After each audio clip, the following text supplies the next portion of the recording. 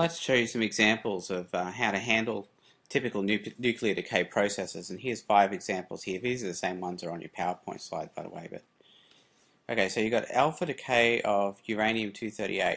So we start out with uranium-238. The key word here is decay. Decay means that you're going to get something plus a helium nucleus, and the helium nucleus has a mass of 4 and has an atomic number of 2. We don't need to write that there, but that's what it does. But we need to figure out what else is going to come with it. So it's going to be something like this. We'll say X, Y, and Z. And what we know is that 238 equals Y plus 4, and 92 equals Z plus 2. Now I'm getting the 92 just from going to the periodic chart, and I look up uranium, there it is, uranium's 92. Alright, so you can get anything from any of those atomic numbers off the periodic chart. That'll help you out. So now we know what we're going to get here. We're going to get, for this XYZ, it's going to be, let's see, 238 plus that's 234, and the Z is going to be 90, and if we look that up on the periodic chart, 90 is TH. So there's our answer right there, our XYZ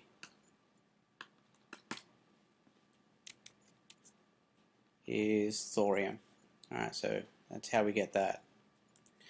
Next one, beta decay of 46, so it's beta minus decay, so we know that we're looking at an electron emission. And just as an aside here, let me say you got 46 Ca.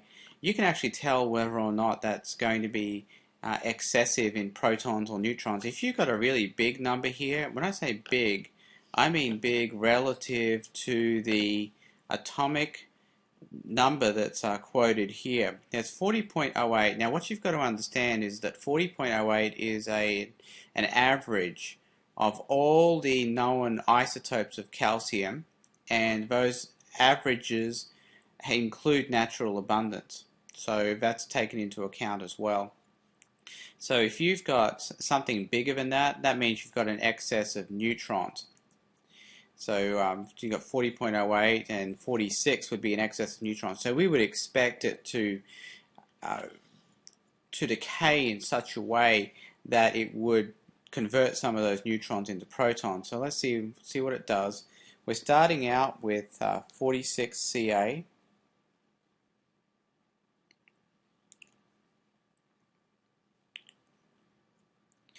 And it says beta minus decay. Beta minus is the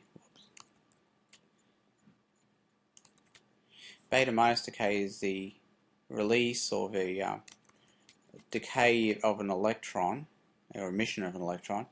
That's going to be 0, -1, and again we'll do the XYZ thing over here. Alright, so we've got 46 equals Y plus 0. So we know that Y is going to equal 46. And then we've got 20 equals Z plus -1.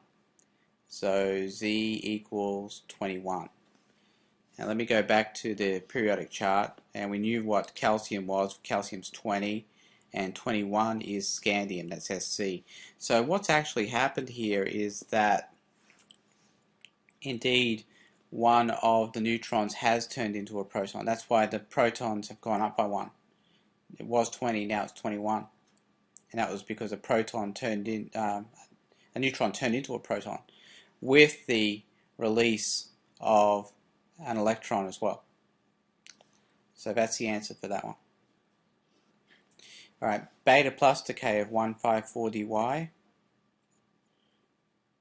Now let's look at 154 dy and see what kind of decay we would expect for that. Let's look at that. That's well, so see it's 162.5. So that's less than 162.5. So we're going to say that it's probably deficient in neutrons or has too many protons. So some of those protons are going to want to be converted into neutrons, and that's what's going to happen when we do this. This is a positron decay of 154 dy. And remember, if it's decay, it goes on the product side.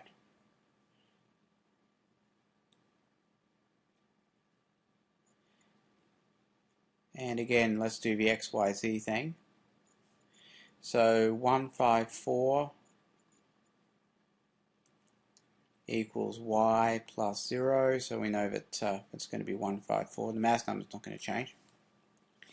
So dysprosium, let's see, 66.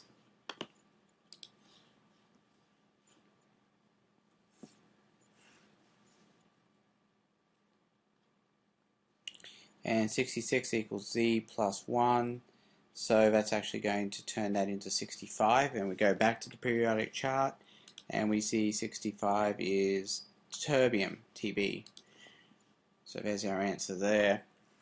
And so what we predicted would happen actually happened, and that is that a proton actually turned into a neutron with the emission of a positron.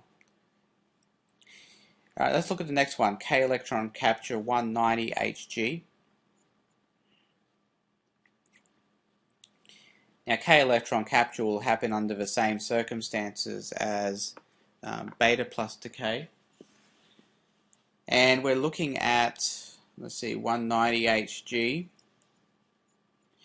Right, so 200.59 is what mercury usually weighs.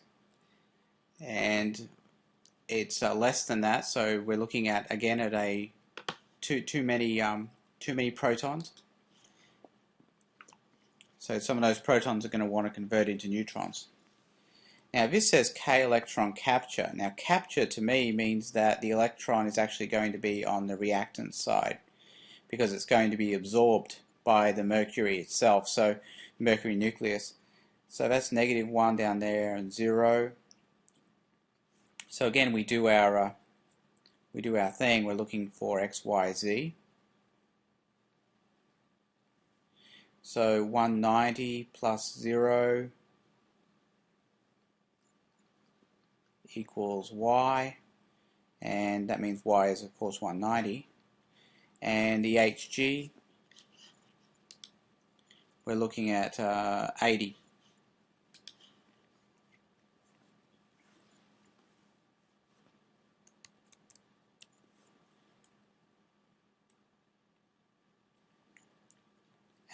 Plus -1, which equals 79.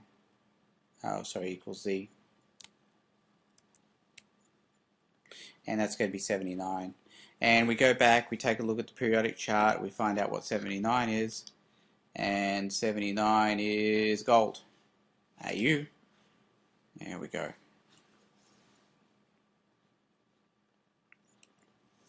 Okay, the one other one I didn't mention earlier was the gamma decay. Now gamma is just a very high energy photon, and when that's released, the mass doesn't change, nor does the number of protons or neutrons or anything else. Just the fact that we get a gamma particle released, and what that does is it has a stabilizing effect on the atom. It might be very high energy, and then by releasing a photon, it becomes a little bit lower energy. But the number of protons and neutrons don't change. So that's how that's handled.